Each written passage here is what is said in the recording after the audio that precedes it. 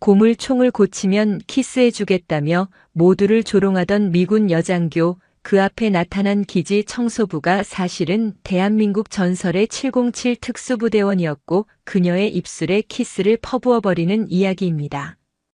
구독과 좋아요를 해주시면 더 좋은 사연으로 보답하겠습니다.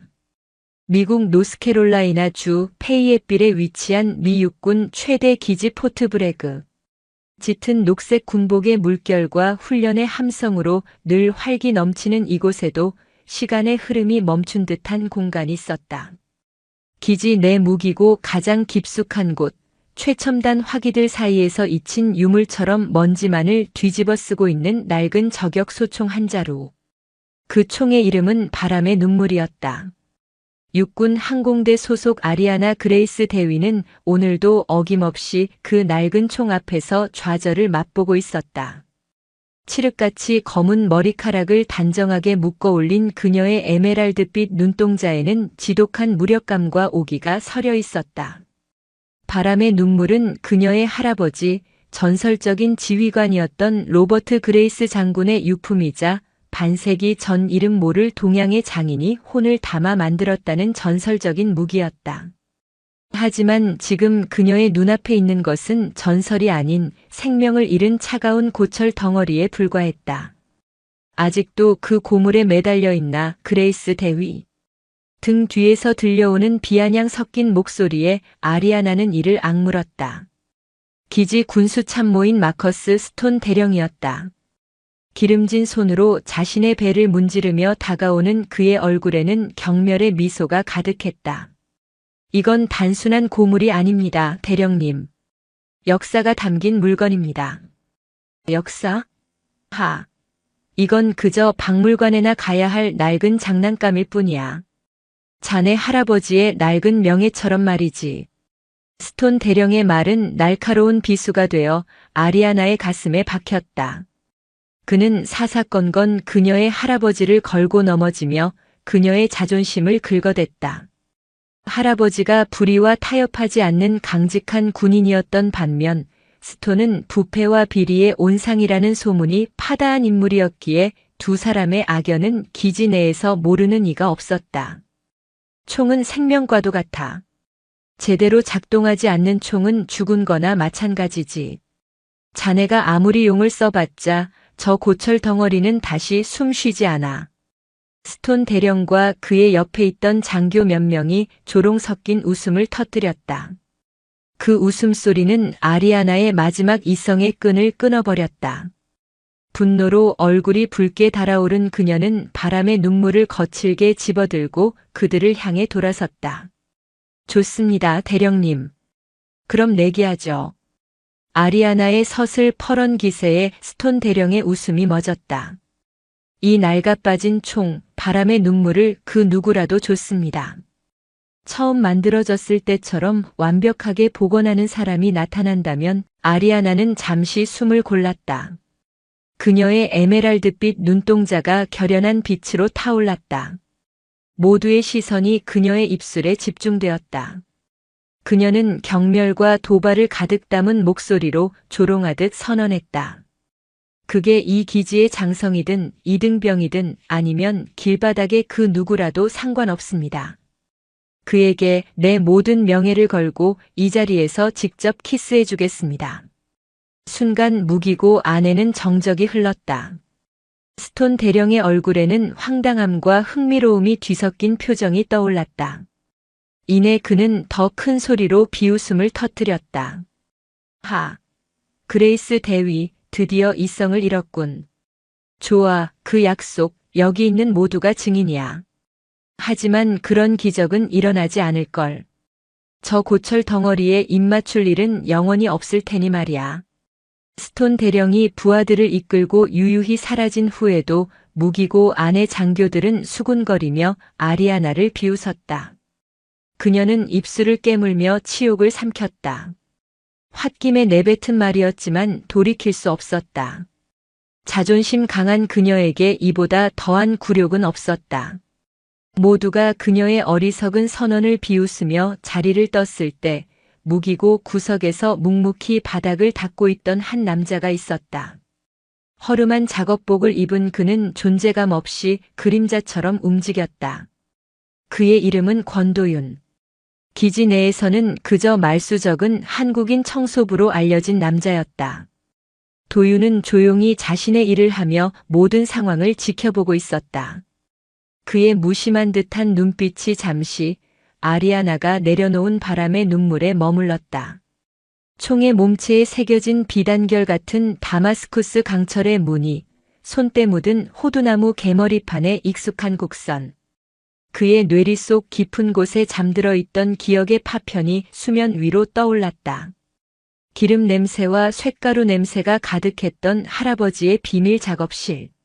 어린 시절 할아버지의 등 너머로 훔쳐보았던 바로 그 총이었다. 할아버지는 이 총을 영혼을 담은 활이라 불렀다.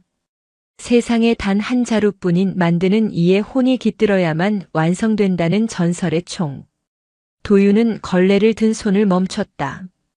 그의 심장이 잊고 있던 고동으로 거칠게 뛰기 시작했다. 한때 그는 대한민국 육군 707 특수임무단 최고의 저격수이자 전설적인 무기교관이었다. 하지만 가장 믿었던 동료의 배신은 그의 모든 것을 앗아갔다.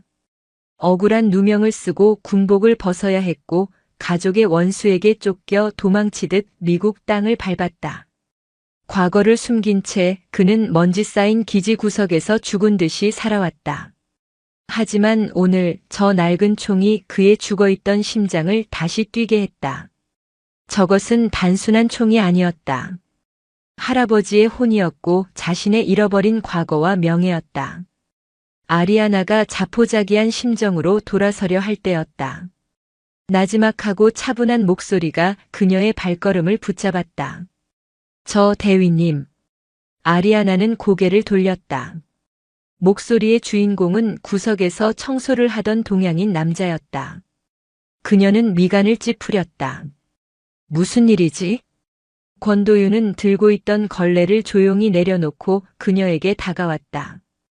그의 눈은 오직 바람의 눈물에 고정되어 있었다.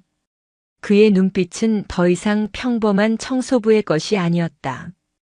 오랜 세월 연마된 장인의 눈빛, 전장의 모든 것을 꿰뚫어 보던 저격수의 눈빛이 그 안에 번뜩이고 있었다. 제가 한번 봐도 되겠습니까? 그의 말에 아리아나는 어이가 없다는 듯 헛웃음을 터뜨렸다. 기지 최고의 총기 전문가들도 모두 포기한 물건이었다. 그런데 일개 청소부가 감히. 하지만 그의 눈빛에 담긴 기묘한 확신과 진중함이 그녀의 조롱을 가로막았다. 어차피 믿져야 본전이었다. 그녀는 체념한 듯 턱짓으로 총을 가리켰다. 마음대로. 권도윤은 경건한 자세로 다가가 조심스럽게 바람의 눈물을 집어들었다. 그의 손이 총에 닿는 순간 아리아나는 자신도 모르게 숨을 삼켰다. 그것은 총을 다루는 군인의 손길과는 차원이 다른 마치 오랫동안 헤어졌던 연인을 어루만지는 듯한 섬세하고 부드러운 손길이었다. 도윤은 총을 들어 빛에 비춰보며 눈을 감고 차가운 강철의 감촉을 느꼈다. 그리고는 나지막이 은조렸다. 오랜만이구나, 바람의 눈물. 그의 입에서 나온 총의 이름은 단순한 명칭이 아닌 마치 오랜 친구의 이름을 부르는 듯한 깊은 울림을 담고 있었다. 그 순간 아리아나 그레이스는 직감했다. 이 이름 없는 청소부가 어쩌면 자신의 어리석은 맹세를 현실로 만들지도 모를 유일한 사람일지도 모른다는 것을. 권도윤이 바람의 눈물을 들고 분해를 시작하자 처음에는 호기심으로 지켜보던 몇몇 총기 담당 부사관들의 표정이 경악으로 물들기 시작했다. 그의 손놀림은 단순한 분해 작업이 아니었다. 그것은 마치 숙련된 외과 의사가 인체의 신경과 혈관을 다루듯 한치의 오차도 없는 정교함과 부드러움을 동반한 예술의 경지였다. 그는 현대적인 전동 공구를 일절 사용하지 않았다. 대신 낡은 공구함에서 직접 벼려 만든 듯한 작은 수공구들을 꺼내 들었다. 금속과 나무가 맞닿은 미세한 틈새를 부드럽게 파고들어 마치 살아있는 생물의 관절을 분리하듯 부품들을 하나씩 떼어냈다. 딸깍하는 경쾌한 소리와 함께 부품들이 분리될 때마다 주변에서는 나지막한 감탄사가 터져나왔다. 말도 안 돼, 저 부분은 압착식이라 전용 장비 없이는 절대 분해가 불가능한데. 한 부사관이 중얼거렸지만 도윤은 들리지 않는 듯 자신의 작업에만 몰두했다. 그는 총열을 분리한 뒤 기름때와 먼지에 찌든 내부를 유심히 들여다보았다. 그리고는 아리아나를 향해 처음으로 입을 열었다. 이 총으로 마지막 격발을 한 게 언제입니까? 그의 질문에 아리아나는 당황했다. 기록상으로는 할아버지께서 전역하시기 직전이었으니 수십 년은 되었을 겁니다. 도윤은 고개를 저었다. 아닙니다. 그 이후 누군가 사용했습니다. 전문가가 아닌 총을 함부로 다루는 자가. 그는 작은 핀셋으로 총열 안쪽에서 미세한 모래알과 화약 찌꺼기가 엉겨붙은 작은 덩어리를 꺼내 보였다. 포트브레그 근처의 붉은 흙입니다. 그리고 이건 규격에 맞지 않는 싸구려 화약의 잔여물이고요. 누군가 이 총의 가치를 모르고 억지로 격발하려다 내부 강선만 망가뜨린 겁니다. 그의 설명에 아리아나는 할 말을 잃었다. 스톤 대령이 이 총을 비웃으며 몇 번 만지작거렸던 기억이 떠올랐다. 그녀는 그저 그가 총을 폄하하기 위한 행동이라 생각했는데 그 짧은 순간에 총을 망가뜨렸을 줄은 상상도 못했다. 그녀는 권도윤이라는 남자를 다시 보게 되었다. 그는 단순한 수리공이 아니었다. 총과 대화하고 총의 상처를 진단하는 의사와도 같았다. 복원할 수 있겠나? 아리아나는 자신도 모르게 간절한 목소리로 물었다. 도윤은 대답 대신 하얀 천 위에 분해된 부품들을 가지런히 배열하기 시작했다. 심장, 폐, 뼈와 근육처럼 바람의 눈물의 모든 것이 그의 손에 의해 질서정연하게 펼쳐졌다. 그는 부품 하나하나를 손가락으로 쓸어보며 말했다. 이 총은 단순한 강철이 아닙니다. 수백 겹의 서로 다른 쇠를 두드리고 접어 만든 다마스쿠스 강입니다. 각각의 층은 저마다 다른 탄성과 강도를 지니고 있죠. 그래서 바람 소리에도 총열이 미세하게 떨며 탄도를 스스로 보정하는 겁니다. 바람의 눈물이라는 이름이 붙은 이유입니다. 그의 설명은 마치 전설을 읊는 음유시인 같았다. 아리아나는 자신의 할아버지조차 몰랐을 총의 비밀을 처음 보는 청소부에게서 듣고 있었다. 그녀는 그의 곁에 꼼짝없이 서서 그의 손길 하나하나를 눈에 담았다. 작업은 며칠 밤낮으로 이어졌다. 도윤은 기지 내의 허름한 개인 정비실을 빌려 그곳에 틀어박혔다. 그는 망가진 강선을 복원하기 위해 현대적인 레이저 장비 대신 할아버지에게 배운 전통적인 방식으로 직접 만든 끌과 연마도구를 사용했다. 쇠를 깎아내는 소리가 고요한 선율처럼 정비실을 채웠고 아리아나는 매일 그의 곁을 지켰다. 그녀는 그에게 음식을 가져다 주고 그가 필요로 하는 오래된 자료나 부품들을 수소문해 주었다. 그 과정에서 두 사람 사이에는 짧은 대화가 오갔다. 어떻게 총에 대해 이렇게 잘 아는 거지? 어느 날 밤 커피를 건네며 아리아나가 물었다. 도윤은 잠시 망치질을 멈추고 이마에 땀을 훔쳤다. 어릴 적 장인이셨던 할아버지 어깨 너머로 배운 것뿐입니다. 그의 대답은 언제나 단편적이었지만 그 안에는 깊은 사연이 숨겨져 있음을 아리아나는 느낄 수 있었다. 그녀는 그의 거칠어진 손을 보았다. 굳은 살이 박이고 곳곳에 상처가 나 있는 그 손은 결코 청소부의 손이 아니었다. 방아쇠를 당기고 무기를 정비하고 극한의 상황을 버텨낸 자의 손이었다. 아리아나는 점점 그에게 빠져들었다. 처음에는 그의 신비로운 기술에 대한 경외심이었지만 시간이 지날수록 그의 묵묵함과 진중함, 그리고 자신의 일에 모든 것을 쏟아붓는 순수한 열정의 마음이 움직였다. 스톤 대령처럼 허세를 부리지도 다른 장교들처럼 권위를 내세우지도 않았다. 그는 그저 자신의 영혼을 깎아 낡은 총에 불어넣고 있었다. 그녀는 깨달았다. 자신이 무시하고 멸시했던 저 한국인 청소부에게 자신이 그토록 존경했던 할아버지와 같은 장인의 혼이 깃들어 있다는 것을, 그에게 반하는 것은 어쩌면 당연한 수순이었다. 마침내 복원의 마지막 날이 다가왔다. 도윤은 섬세하게 되살아난 부품들을 하나씩 조립하기 시작했다. 아리아나는 숨을 죽이고 그 모습을 지켜보았다. 마지막 나사가 조여지고 그가 놀이쇠를 후퇴시켰다 전진시키자 철컥하는 살아있는 생명체처럼 맑고 강렬한 금소금이 울려 퍼졌다. 그것은 이전에 들었던 삐걱거리는 소음과는 차원이 다른 완벽한 조화의 소리였다. 도윤은 완성된 바람의 눈물을 아리아나에게 건넸다. 그녀는 떨리는 손으로 총을 받아들었다. 이전에 차갑고 죽어있던 감촉이 아니었다. 마치 따뜻한 혈관이 흐르는 듯 살아있는 기운이 느껴졌다. 총의 표면에 흐르는 다마스쿠스 무늬는 마치 폭풍 전야의 먹구름처럼 혹은 고요한 새벽의 물 한 개처럼 신비로운 빛을 뿜어내고 있었다. 완벽해. 아리아나의 입에서 감탄이 흘러나왔다. 도윤은 그런 그녀를 보며 나지막이 말했다. 아직 끝난 게 아닙니다. 이 총의 영혼을 깨우는 마지막 절차가 남았습니다. 그는 아리아나를 데리고 기지 내의 실탄 사격장으로 향했다. 그 소문은 순식간에 퍼져나갔다.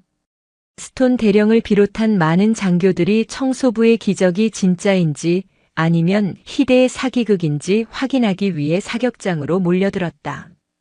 스톤 대령은 팔짱을 낀 채 비웃음을 흘렸다. 모양만 그럴싸하게 닦아놓았군. 어디 한번 쏴보시지. 아마 첫 발에 총열이 터져버릴걸. 아리아나는 주변의 소음에 아랑곳하지 않고 도윤의 지시에 따라 사격 자세를 취했다. 도윤은 그녀의 곁에 다가와 어깨와 팔의 자세를 부드럽게 교정해 주었다. 그의 손이 그녀의 몸에 닿는 순간 아리아나는 온몸에 전율이 흐르는 것을 느꼈다. 숨을 멈추지 마십시오. 호흡과 함께 바람과 하나가 되어야 합니다. 방아쇠를 당긴다고 생각하지 말고 그저 놓아준다고 생각하십시오. 그의 목소리는 최고의 저격 교관이었던 과거의 모습을 되찾고 있었다. 아리아나는 그의 말에 따라 천천히 숨을 고르고 스코프 너머 수백 미터 밖의 표적에 집중했다.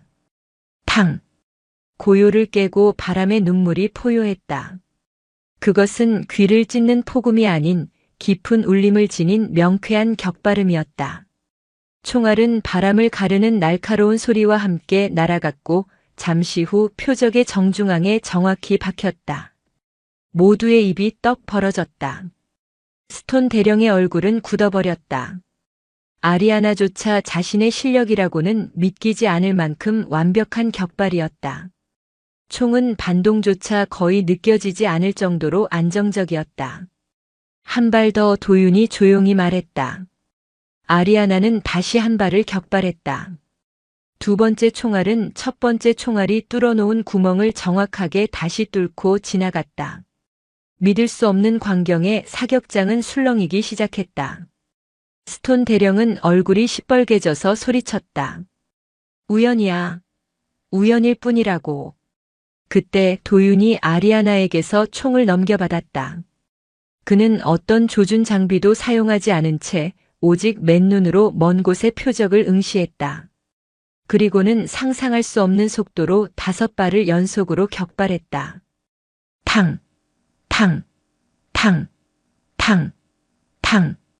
5발의 총성은 마치 하나의 소리처럼 이어졌다. 표적을 확인한 관제병의 입에서 경악에 찬 목소리가 스피커를 통해 울려 퍼졌다. 다 5발 모두 동일 탄착군. 측정 불가. 정중앙에 뚫린 단 하나의 구멍. 5발의 총알이 만들어낸 결과라고는 도저히 믿을 수 없는 신의 경지였다. 사격장은 완전한 침묵에 휩싸였다. 스톤 대령은 유령이라도 본 듯한 표정으로 뒷걸음질 쳤다. 권도윤은 천천히 총을 내리고 연기가 피어오르는 총구에 입김을 불어넣었다. 그리고는 아리아나를 돌아보았다. 그의 눈빛은 깊고 고요했다. 아리아나는 완전히 넋을 잃은 채 그를 바라보았다. 그녀는 깨달았다. 자신이 내뱉었던 경솔한 맹세를 이행해야 할 시간이 왔음을. 하지만 더 이상 그것은 치욕이나 굴욕이 아니었다. 전설을 되살려낸 영웅에게 바치는 진심 어린 경의의 표현이 되어야 했다. 그녀는 수많은 장교들이 지켜보는 앞에서 천천히 권도윤에게 다가갔다. 심장이 미친 듯이 뛰었다. 이것은 도발도 조롱도 아니었다. 그녀의 인생을 송두리째 바꿀 운명의 시작이었다. 사격장을 가득 메운 침묵 속에서 아리아나 그레이스는 오직 권도윤만을 응시하며 그에게 다가갔다. 모든 시선이 두 사람에게 집중되었다. 조롱과 호기심으로 가득했던 눈빛들은 이제 경외와 놀라움으로 변해 있었다. 특히 마커스 스톤 대령은 창백하게 질린 얼굴로 눈앞의 현실을 부정하려는 듯 입술만 달싹이고 있었다. 아리아나는 도윤의 바로 앞에 섰다. 화약 냄새와 뜨거운 강철의 냄새, 그리고 그의 몸에서 풍기는 낯설지만 끌리는 땀 냄새가 그녀의 감각을 자극했다. 그녀의 에메랄드빛 눈동자가 그의 깊고 검은 눈동자를 마주했다. 그의 눈 속에는 그 어떤 동요도 없었다. 마치 폭풍의 눈처럼 고요하고 모든 것을 꿰뚫어보는 듯한 깊이를 지니고 있었다. 당신이 해냈군. 아리아나가 간신히 목소리를 쥐어짰다. 그녀의 목소리는 미세하게 떨리고 있었다. 도윤은 아무 말 없이 그녀를 바라볼 뿐이었다. 그의 시선은 마치 이제 당신의 차례요라고 말하는 듯 했다. 아리아나는 결심을 굳혔다. 그녀는 까치발을 들어 그의 얼굴 가까이 다가갔다. 그의 숨결이 그녀의 뺨에 닿았다. 그녀는 눈을 감았다. 수많은 사람들 앞에서 이름도 모르는 동양인 청소부에게 입을 맞춘다는 사실이 처음에는 굴욕적이었지만 지금은 아니었다. 이 남자는 평범한 청소부가 아니었다. 그는 숨겨진 영웅이었고 잊혀진 전설을 자신의 손으로 되살려낸 장인이었다. 이 입맞춤은 그에 대한 존경의 표시이자 자신의 맹세에 대한 책임이었다. 그녀의 입술이 그의 입술에 닿으려는 찰나였다. 잠깐만. 도윤의 나지막한 목소리가 그녀를 멈추게 했다. 아리아나는 놀라 눈을 떴다. 그가 자신을 거부하는 것일까? 도윤은 그녀의 어깨를 부드럽게 감싸 안으며 그녀의 귓가에 속삭였다. 그의 목소리는 다른 사람들은 들을 수 없을 만큼 작았지만 그녀의 심장에는 천둥처럼 울렸다. 이런 가짜 입맞춤은 필요 없습니다. 이건 대위님의 진심이 아니지 않습니까? 그의 말에 아리아나는 심장이 쿵 내려앉는 것 같았다. 그는 그녀의 마음을 정확히 꿰뚫어 보고 있었다. 이것은 사랑이 아닌 약속 이행을 위한 행위라는 것을. 도윤은 그녀에게서 한 걸음 물러서며 모두가 들을 수 있는 목소리로 말했다. 이 총을 복원한 것은 돈이나 명예, 혹은 대위님의 키스를 바라서가 아닙니다. 단지 이 총이 다시 숨 쉬는 것을 보고 싶었을 뿐입니다. 제 할아버지의 영혼이 깃든 물건이니까요. 그의 말은 사격장에 있는 모두에게 큰 충격을 주었다. 특히 할아버지의 영혼이라는 말에 아리아나는 눈이 커졌다. 당신의 할아버지가 이 총을 만들었다는 건가? 그렇습니다. 제 할아버지의 성함은 강인철입니다. 반세기 전 당신의 할아버지 로버트 그레이스 장군님과 생사를 함께했던 전우이자 이 총을 만들어 선물했던 분입니다. 진실이 밝혀지는 순간이었다. 아리아나는 할아버지의 낡은 일기장에서 희미하게 보았던 이름 강인철을 떠올렸다. 전설적인 한국인 장인이자 목숨을 구해준 은인이라고 적혀있던 바로 그 이름이었다.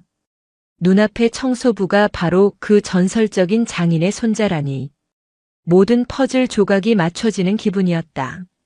스톤 대령이 이 상황을 더는 지켜볼 수 없다는 듯 끼어들었다. 말도 안 되는 소리. 일개 청소부가 허풍을 치는군. 당장 저자를 여기서 끌어내. 하지만 아무도 움직이지 않았다. 도윤이 보여준 신기에 가까운 능력은 그의 말을 뒷받침하는 가장 확실한 증거였다. 도윤은 스톤 대령의 발악에도 아랑곳하지 않고 아리아나에게 바람의 눈물을 건넸다. 대위님, 이 총은 단순한 무기가 아닙니다. 두 가문의 약속이자 아직 밝혀지지 않은 진실을 품고 있는 열쇠입니다. 그는 개머리판 아래쪽에 작은 홈을 손톱으로 눌렀다. 그러자 딸깍 소리와 함께 나무판의 일부가 열리며 그 안에 작은 공간이 드러났다. 공간 안에는 세월의 흔적으로 누렇게 변색된 아주 작은 마이크로필름 하나가 들어있었다. 이건 아리아나는 숨을 삼켰다. 할아버지의 일기장에 언급되었던 바로 그 마이크로필름이었다. 거대한 음모의 증거가 담겨 있다는. 스톤 대령의 얼굴이 하얗게 질렸다. 그는 본능적으로 위험을 감지하고 소리쳤다. 저건 군사 기밀이다. 당장 압수해. 그가 부하들에게 명령하며 다가오는 순간 도윤은 아리아나의 손목을 잡아 끌었다. 그의 움직임은 번개처럼 빨랐다. 이쪽입니다. 도윤은 아리아나를 이끌고 사격장 뒤편의 비상 통로로 향했다. 그의 움직임은 더 이상 어수룩한 청소부의 것이 아니었다. 지형지물을 완벽하게 파악하고 최적의 탈출로를 찾아 움직이는 최정예 특수부대원의 몸놀림이었다. 혼란에 빠진 사격장을 뒤로하고 두 사람은 기지의 복잡한 미로 속으로 사라졌다. 스톤 대령의 고함 소리가 멀어져 갔다. 잠시 후 기지 전체에 비상경보가 울려 퍼지기 시작했다.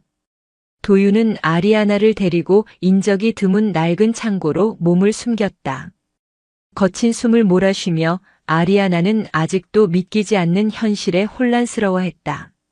대체 어떻게 된 일이지? 당신은 누구야?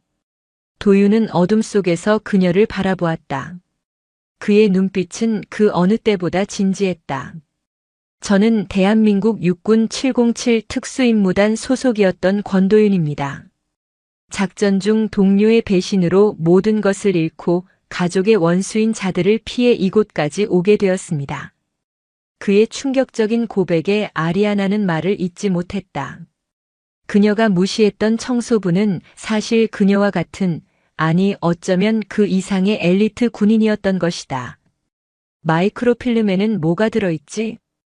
아마도 스톤 대령과 그 배후 세력이 수십 년간 저질러온 비리의 증거일 겁니다. 당신의 할아버지와 저의 할아버지가 그것을 밝히려다 실패하셨고 그 진실을 이 총 안에 숨겨두신 거겠죠.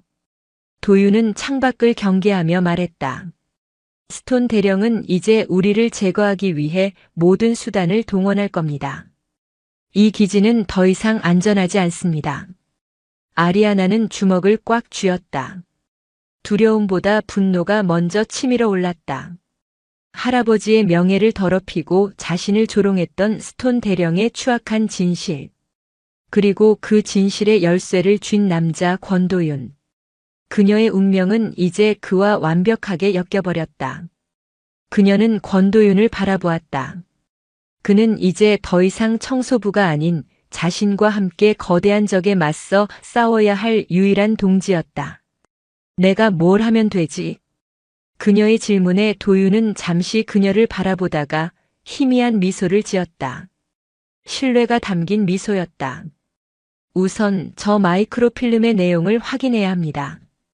그리고 진짜 키스는 모든 것이 끝난 후에 받아가겠습니다. 대위님의 진심이 담긴 것으로. 그의 말에 아리아나의 얼굴이 붉어졌다. 위기 상황 속에서 그의 뜬금없는 말은 오히려 그녀의 긴장을 풀어주었다. 그녀는 피식 웃으며 대답했다. 좋아. 약속하지. 대신 반드시 살아남아야 할 거야. 물론입니다. 두 사람은 어둠 속에서 서로를 마주 보았다. 적으로 가득한 군사기지 한복판에서 두 사람의 위험한 동행이 시작되는 순간이었다. 그들의 입맞춤은 아직 이루어지지 않았지만 이미 운명은 두 사람의 마음을 강력하게 연결하고 있었다. 포트 브레그 기지 전체를 뒤흔드는 날카로운 비상경보음은 버려진 창고의 낡은 철판 벽을 뚫고 권도윤과 아리아나 그레이스의 고막을 사정없이 파고들었다. 창문 틈으로 새어 들어오는 불빛들이 광란의 춤을 추듯 어지럽게 번쩍였다. 군홧발 소리, 무전기에서 터져나오는 다급한 외침, 순찰 차량의 타이어가 아스팔트를 긁는 소름 끼치는 마찰음까지. 기지는 거대한 벌집처럼 들끓었고 두 사람은 그 중심에 갇힌 신세가 되었다. 이제 어떻게 하지? 이 창고도 금방 발각될 거야. 아리아나는 마이크로필름을 쥔 손에 힘을 주며 속삭였다.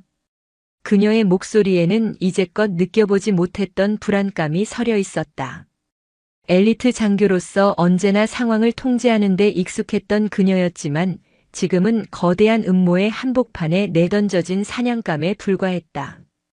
도윤은 대답 대신 창문 틈으로 조심스럽게 밖을 살폈다.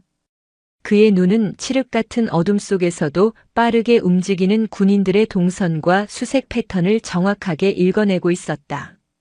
그의 침착함은 혼란에 빠진 아리아나에게 이상한 안정감을 주었다. 정문이나 울타리를 넘는 건 불가능합니다. 지금쯤 기지의 모든 출입로는 완벽하게 통제되었을 겁니다. 스톤 대령은 우리가 외부로 정보를 유출하는 것을 가장 두려워할 테니까요. 그럼 우린 도간에 든 쥐잖아. 쥐에겐 쥐구멍이 있죠. 도윤은 창고 구석에 쌓인 낡은 장비 더미를 가리켰다. 그 아래에는 녹슨 철제 맨홀 뚜껑이 있었다. 기지 지하에는 오래된 배수관과 관리용 터널이 거미줄처럼 뻗어 있습니다. 대부분의 신참 병사들은 존재조차 모르는 길이죠. 그의 말에 아리아나의 눈이 빛났다. 절망의 늪에서 한 줄기 빛을 본 기분이었다. 도윤은 지렛대를 이용해 육중한 맨홀 뚜껑을 소리 없이 들어 올렸다. 축축하고 퀴퀴한 곰팡이 냄새가 확 풍겨왔지만 지금은 그 무엇보다 안전한 피난처의 향기처럼 느껴졌다. 내가 먼저 내려가서 안전을 확보하겠습니다. 신호를 보내면 그때 내려오십시오.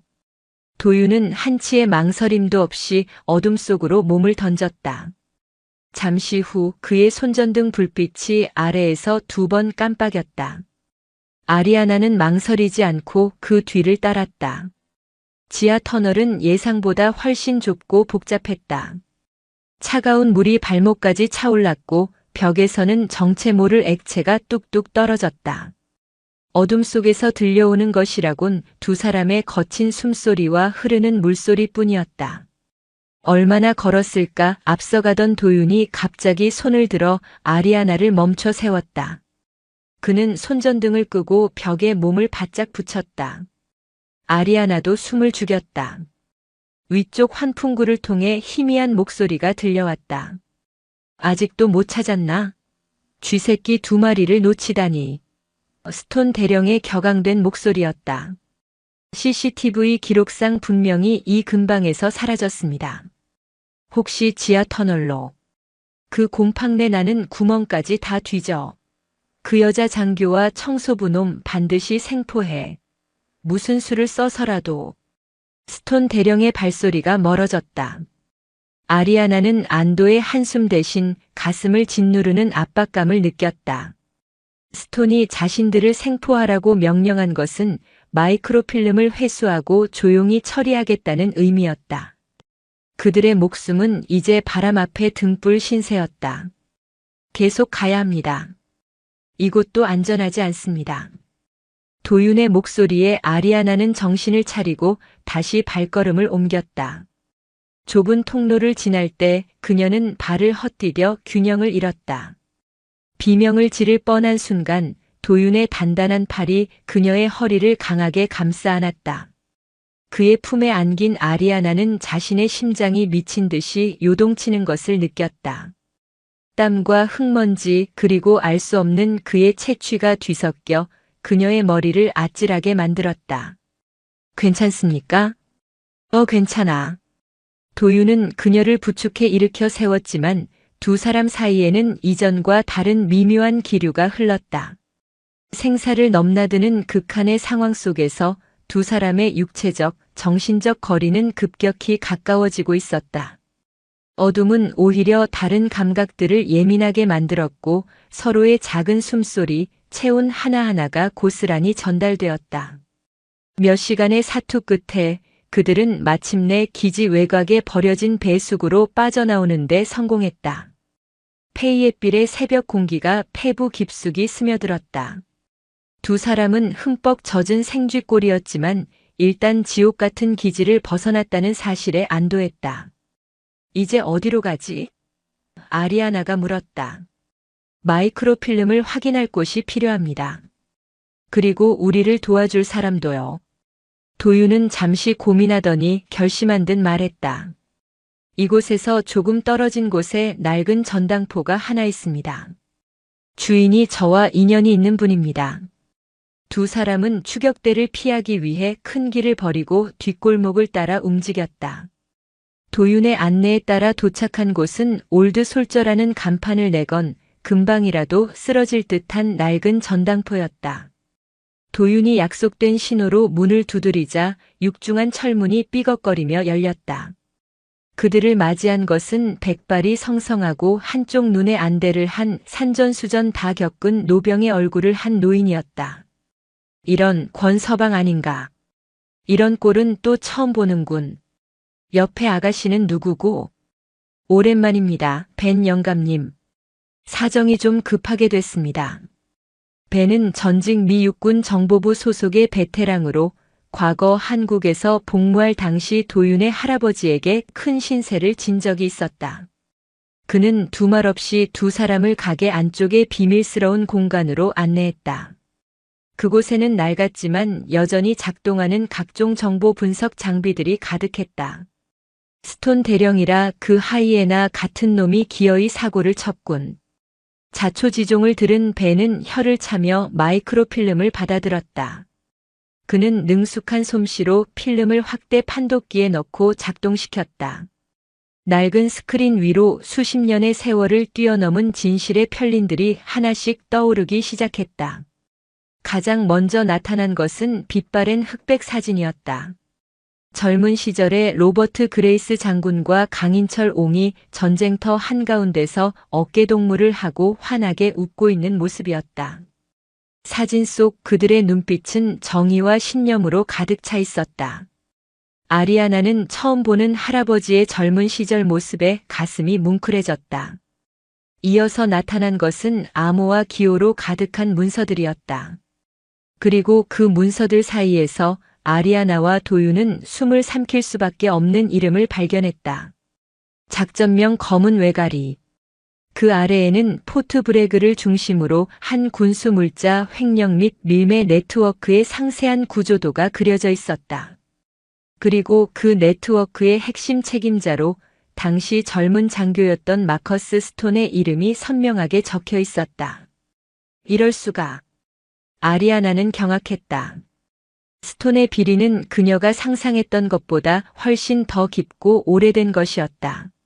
하지만 진짜 충격은 그 다음에 이어졌다. 스크린에 나타난 다음 문서는 사고 조사 보고서였다. 보고서의 주인공은 권도윤의 아버지 권성진 대위였다. 공식적인 사인은 훈련 중 발생한 불의의 폭발 사고. 하지만 마이크로필름 속 비밀 보고서는 그 사고가 철저히 조작된 암살이었음을 명백히 가리키고 있었다. 권성진 대위가 검은 외가리 작전의 실체에 너무 가까이 접근했기 때문이었다. 그리고 그 암살을 현장에서 지휘한 인물 역시 마커스 스톤이었다. 아버지. 도윤의 입에서 신음과도 같은 목소리가 터져나왔다. 그의 두 주먹이 분노로 하얗게 떨렸다. 아버지를 죽인 원수. 자신의 인생을 송두리째 망가뜨린 배후. 모든 악연의 시작이 바로 스톤 대령이었던 것이다. 이제 이 싸움은 단순히 누명을 벗는 것을 넘어 아버지를 위한 피해 복수가 되었다. 아리아나는 충격과 분노로 떨고 있는 그의 어깨에 조심스럽게 손을 얹었다. 그녀는 그 어떤 위로의 말도 할 수 없었다. 그저 그의 고통을 조금이라도 나누고 싶었다. 바로 그 순간 전당포 바깥에서 날카로운 타이어 마찰음과 함께 여러 대의 차량이 멈춰 서는 소리가 들렸다. 벤 영감의 얼굴이 굳어졌다. 젠장, 놈들이 여기까지 쫓아왔어. 뒷문으로 빠져나가. 창밖으로 스톤 대령의 부하들이 중무장한 채 전당포를 포위하는 모습이 보였다.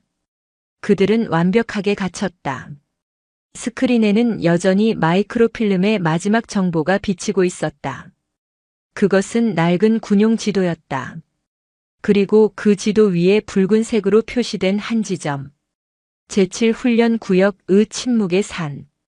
그곳에 모든 비밀을 풀 수 있는 결정적인 증거가 잠들어 있음을 직감하는 순간 전당포의 육중한 철문이 거대한 파열음과 함께 터져나갔다. 이쪽이다. 벤 영감이 소리치며 가게 바닥에 낡은 양탄자를 걷어냈다. 그 아래에는 지하 와인 저장고로 이어지는 비밀 통로가 있었다. 문이 부서지는 파열음과 함께 무장한 괴한들이 들이닥치는 순간 세 사람은 아슬아슬하게 지하로 몸을 숨기고 문을 닫았다. 위층에서 들려오는 고함 소리와 집기를 부수는 소리가 그들의 심장을 조였다. 이 길은 하수도를 통해 강가로 연결되어 있네. 놈들도 금방 이 통로를 찾아내겠지. 서둘러야 해. 벤 영감의 재촉에 도윤과 아리아나는 다시 어둠 속을 달리기 시작했다. 축축하고 비좁은 통로를 빠져나와 강둑의 숲을 속으로 몸을 던졌을 때 동쪽 하늘이 희미하게 밝아오고 있었다. 밤사이의 추격전으로 두 사람은 녹초가 되어 있었다. 침묵의 산 그곳으로 가야 해. 아리아나가 숨을 헐떡이며 말했다.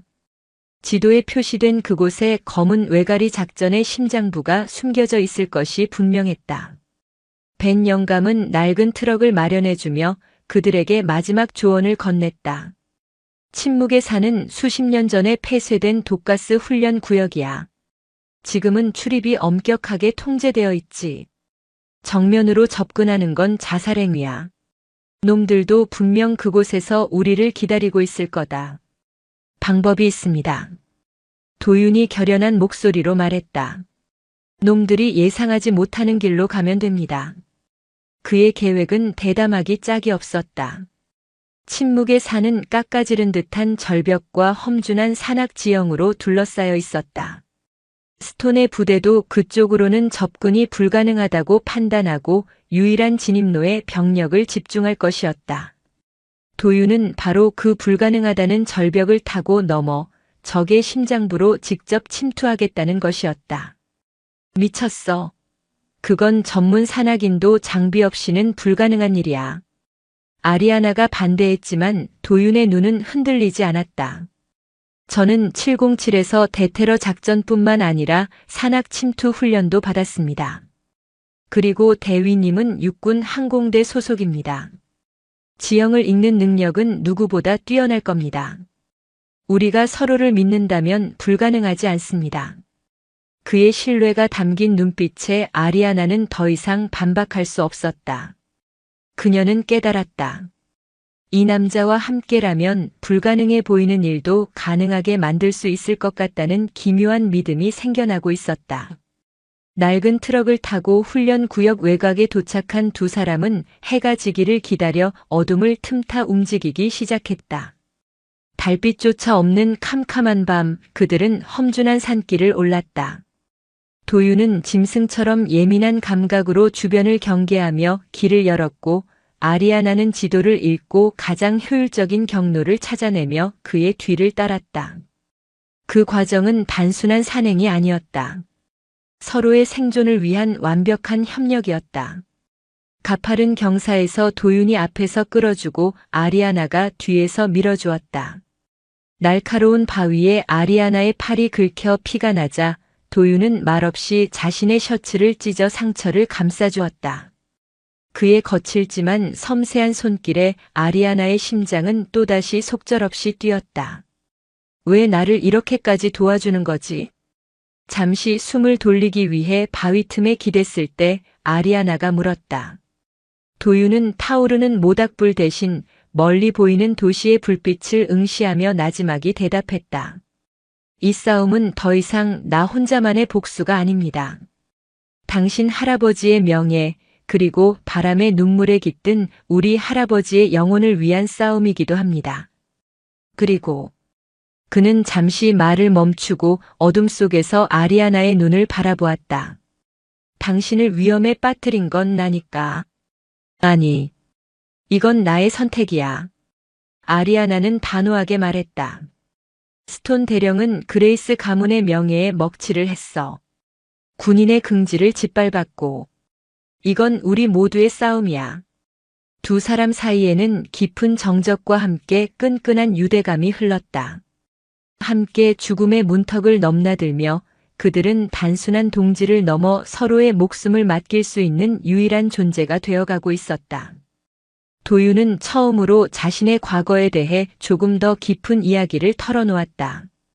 아버지를 잃은 슬픔, 동료에게 배신당한 절망, 그리고 미국으로 도망쳐와서 죽은 듯이 살아야 했던 고독한 시간들. 그의 이야기는 아리아나의 마음을 아프게 파고들었다.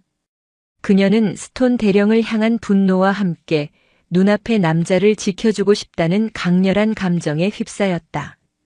그녀는 충동적으로 그의 손을 잡았다. 그의 손은 상처투성이었지만 그 어떤 손보다 따뜻하고 강하게 느껴졌다.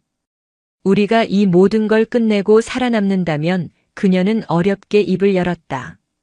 그때 사격장에서 못했던 약속 지킬게. 진심을 담아서. 도윤은 놀란 듯 그녀를 바라보았다. 그리고는 이내 부드러운 미소를 지었다. 어둠 속에서 본 그의 첫 미소였다. 그 미소 하나가 지난밤의 모든 피로와 공포를 녹여버리는 듯 했다. 그 약속 반드시 받아내겠습니다. 이틀 밤낮의 험난한 여정 끝에 그들은 마침내 침묵의 산 정상, 목표 지점인 비밀 벙커 근처에 도달했다. 겉보기에는 평범한 바위 언덕처럼 위장되어 있었지만 도윤의 눈은 숨겨진 환풍구와 미세한 경계 시스템의 흔적을 놓치지 않았다.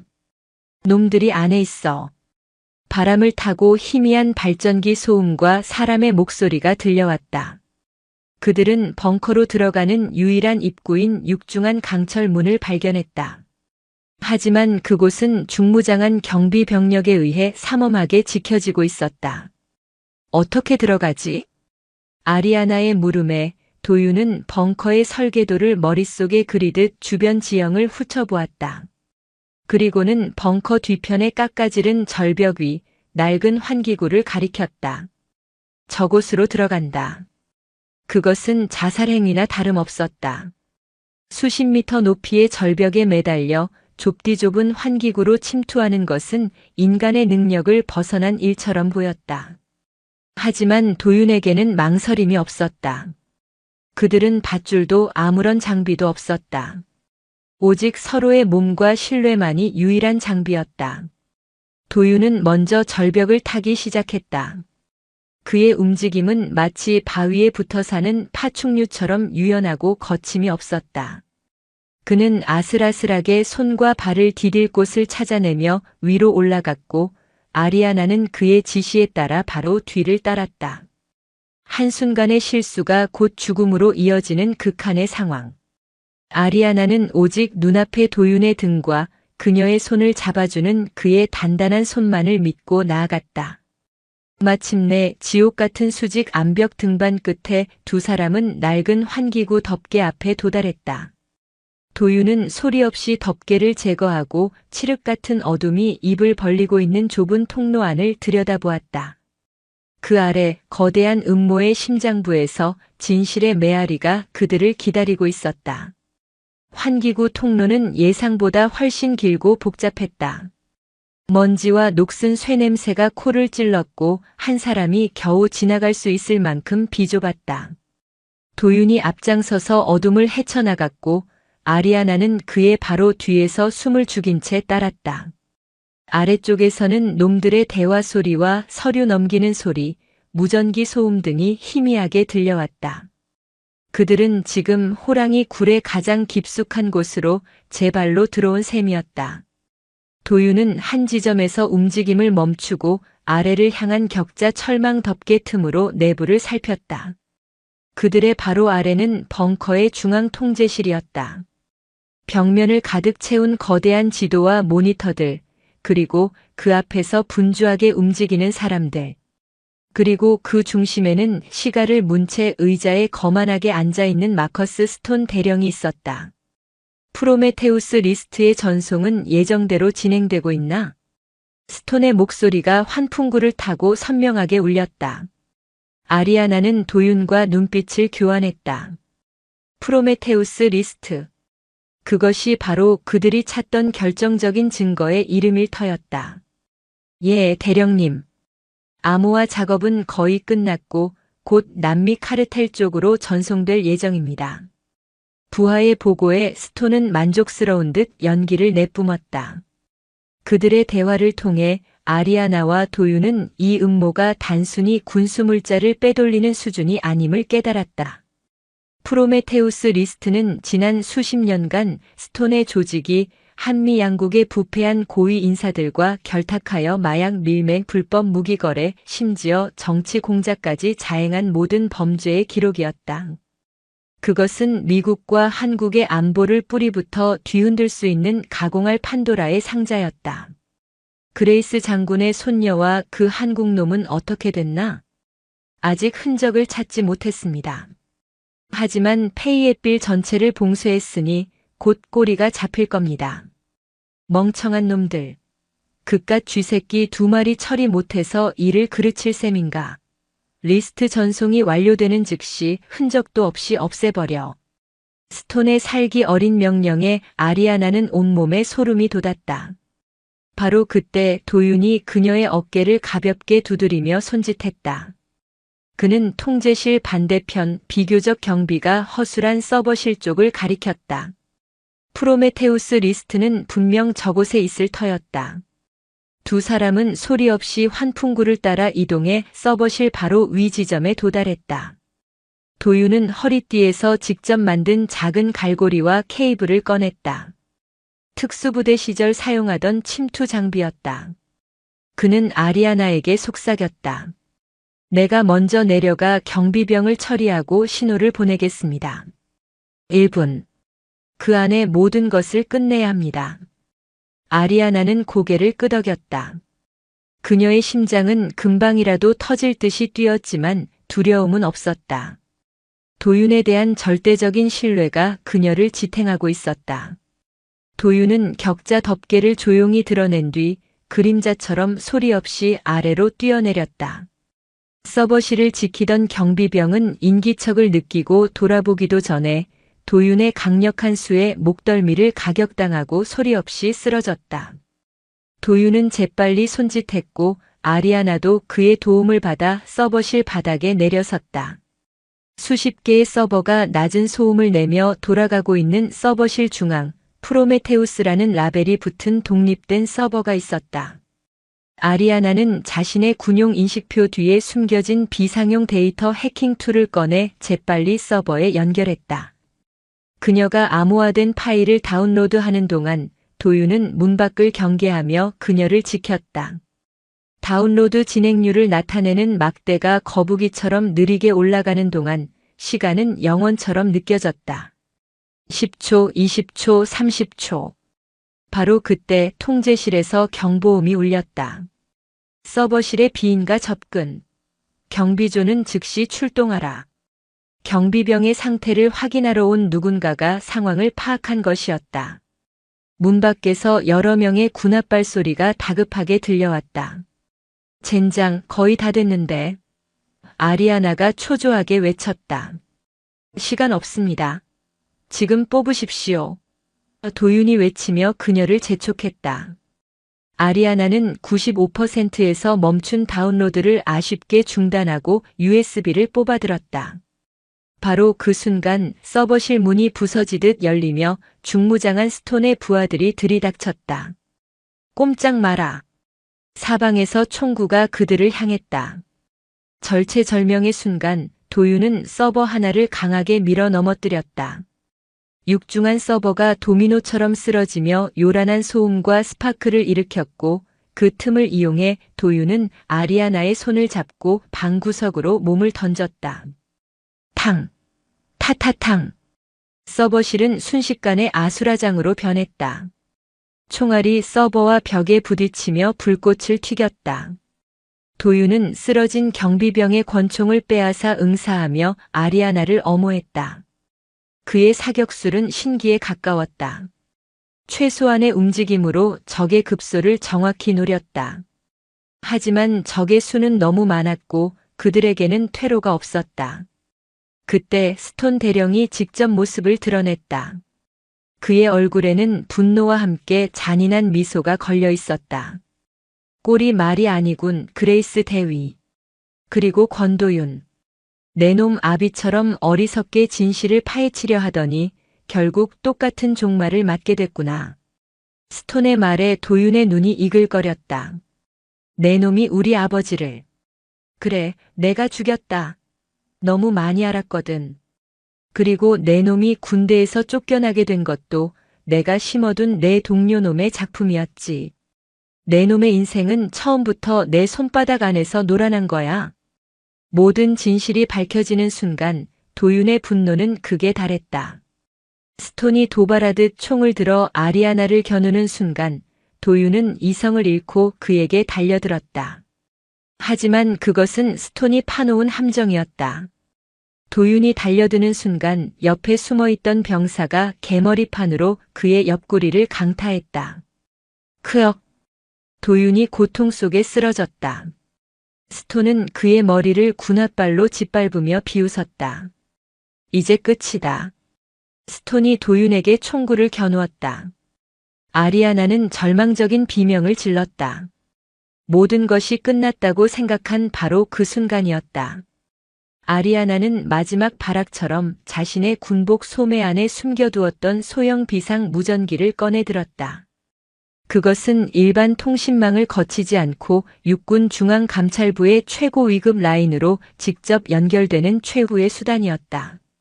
그녀는 떨리는 손으로 버튼을 누르고 모든 힘을 다해 외쳤다. 여기는 아리아나 그레이스 대위. 포트브레그 제7 훈련 구역. 작전 방해 및 내부 반란 발생. 코드 블랙, 코드 블랙, 코드 블랙. 그것은 지휘 체계가 완전히 붕괴되고 아군으로부터 생명의 위협을 받는 최악의 상황을 의미하는 암호였다. 스톤의 얼굴이 경악으로 물들었다. 그가 아리아나의 무전기를 쳐내려 했을 때는 이미 늦었다. 벙커방, 먼 하늘에서 여러 대의 헬리콥터 프로펠러 소리가 지축을 울리며 다가오고 있었다. 하지만 그들이 아군일지 아니면 스톤의 소나기에 있는 또 다른 적일지는 아무도 알 수 없었다. 상황은 이제 되돌릴 수 없는 방아쇠처럼 당겨졌다. 그리고 그 거대한 혼돈의 중심에서 아리아나는 자신의 몸에 미묘한 변화가 일어나고 있음을 깨달았다. 지독한 피로감과 함께 찾아온 현기증. 그것은 단순히 지난 며칠간의 사투 때문만은 아니었다. 그녀의 뱃속에 권도윤의 아이라는 새로운 생명이 싹트고 있다는 예감이었다. 그녀는 USB를 쥔 손에 더욱 강하게 힘을 주었다. 이제 그녀는 혼자가 아니었다. 자신과 도윤과 그리고 뱃속의 아이를 위해 반드시 이 지옥에서 살아남아야만 했다. 벙커 내부는 아비규환의 도가니로 변했다. 천장을 때리는 헬리콥터의 로터 소리는 고막을 찢을 듯이 울려 퍼졌고 그 진동은 벙커 전체를 뒤흔들어 먼지와 파편들이 비처럼 쏟아져 내렸다. 마커스 스톤 대령의 자신만만하던 미소는 온데간데 없이 사라지고 당황과 분노로 일그러진 짐승의 얼굴만이 남아있었다. 그는 상황을 파악하기 위해 미친 듯이 소리쳤지만 그의 목소리는 거대한 소음에 묻혀 허공으로 흩어졌다. 대체 어느 부대 놈들이야? 바로 그때 벙커의 육중한 강철문이 외부에서 가해진 강력한 폭발로 굉음과 함께 뜯겨져 나갔다. 섬광과 연기 속에서 검은 전투복으로 무장한 군인들이 일사불란하게 진입했다. 그들의 군복 어깨에는 포트브레그 소속 부대의 마크가 아닌 미 육군 최고 사령부 직속 감찰부 인스펙터 제너럴즈 오피스의 상징인 칼과 횃불 문장이 선명하게 새겨져 있었다. 그들 사이를 가르고 백발의 머리카락과 군더더기 없는 강직한 풍채를 지닌 노년의 장성이 걸어 나왔다. 그의 가슴에 달린 준장 계급장은 혼란스러운 벙커 내부를 순식간에 압도하는 권위를 뿜어냈다. 그는 바로 아리아나의 할아버지 로버트 그레이스 장군의 오랜 친구이자 현 감찰부의 수장인 제임스 맥아더 준장이었다. 마커스 스톤 대령. 맥아더 준장의 목소리는 낮고 조용했지만 그 어떤 총성보다도 날카롭게 벙커 안에 모두에게 박혔다. 이제 그 더러운 연극은 끝났다. 무장 해제하고 투항하라. 궁지에 몰린 쥐가 고양이를 물듯 스톤은 마지막 발악을 선택했다. 그는 비명처럼 웃으며 쓰러져 있는 아리아나의 머리채를 잡아챘다. 그리고 그녀의 관자놀이에 차가운 총구를 겨누었다. 다가오지 마. 한 발짝이라도 더 다가오면 이 여자의 머리통을 날려버리겠어. 모두 무기 버려. 아리아나를 인질로 잡은 스톤의 모습에 맥아더 준장의 얼굴이 굳어졌다. 감찰부 병력들도 섣불리 움직이지 못하고 대치 상황이 벌어졌다. 스톤은 군홧발에 짓밟혀 신음하는 도윤을 가리키며 외쳤다. 저놈도 마찬가지다. 이 벙커에서 무사히 나가게 해준다면 두 사람의 목숨은 살려주지. 팽팽한 긴장감이 흐르는 절체절명의 순간 모두의 시선이 인질과 스톤에게 쏠린 틈을 타 쓰러져 있던 도윤의 눈이 번뜩였다. 그는 고통 속에서도 주변 상황을 놓치지 않고 있었다. 그의 손끝이 바닥에 나뒹굴던 파괴된 서버의 날카로운 전선 조각에 닿았다. 그는 마지막 힘을 쥐어짜 전선을 근처에 노출된 배전반에 갖다 댔다. 파지지직. 엄청난 스파크와 함께 벙커의 모든 조명이 터져나가며 시야를 마비시키는 완전한 암흑이 찾아왔다.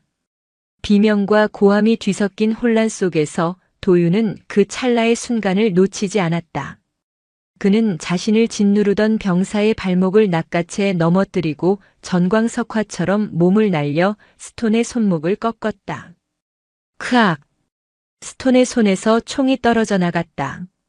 아리아나는 본능적으로 몸을 숙이며 그에게서 벗어났다. 비상전력이 들어오며 붉은 경고등이 벙커를 비추었을 때 상황은 역전되어 있었다. 도윤이 스톤을 제압하고 있었고 감찰부 병력들이 순식간에 스톤의 부하들을 무력화시켰다. 하지만 스톤은 교활한 독사였다. 그는 제압당하는 순간 허리춤에 숨겨두었던 소형 폭탄의 스위치를 눌렀다.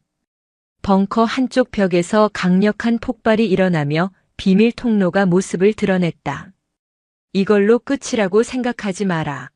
너희는 모두 내 손에 죽게 될 거야. 스톤은 아수라장이 된 틈을 타 연기 속으로 사라졌다. 도윤이 그를 쫓으려 했지만 옆구리의 부상으로 인한 과다출혈로 그 자리에 쓰러지고 말았다. 도윤. 아리아나가 달려와 그의 머리를 감싸 안았다. 그의 의식은 점점 희미해져 갔다. 정신 차려, 권도윤. 눈 뜨란 말이야. 그녀의 외침은 절규에 가까웠다. 벙커가 완전히 제압된 후 의무병들이 달려와 쓰러진 도윤에게 응급처치를 시작했다. 맥아더 준장은 아리아나에게 다가와 그녀의 어깨를 감쌌다. 괜찮으냐, 아리아나. 정말 무모한 짓을 했구나. 준장님 할아버지의 일이. 알고 있다. 맥아더는 착잡한 표정으로 말했다. 내 할아버지는 명예롭게 전역한 것이 아니었어. 스톤과 그 배후 세력의 비리를 파헤치다 강제로 군복을 벗어야만 했지. 나 역시 그때부터 저들을 주시하고 있었다. 하지만 물증이 없었지.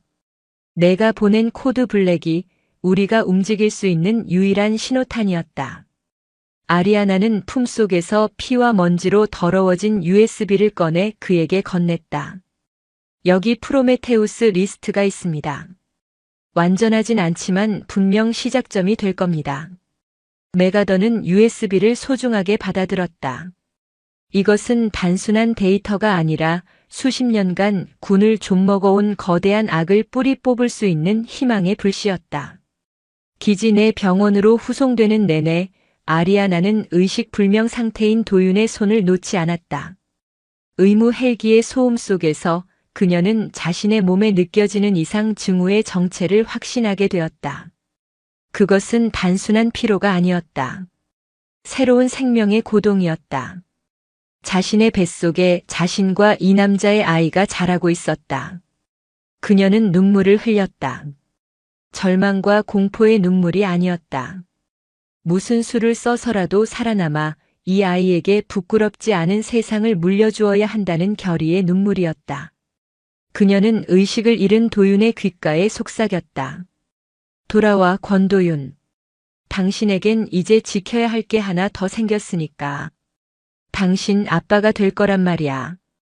병원에 도착한 후 아리아나는 정밀 검사를 통해 자신의 예감이 사실임을 확인했다. 임신 6주.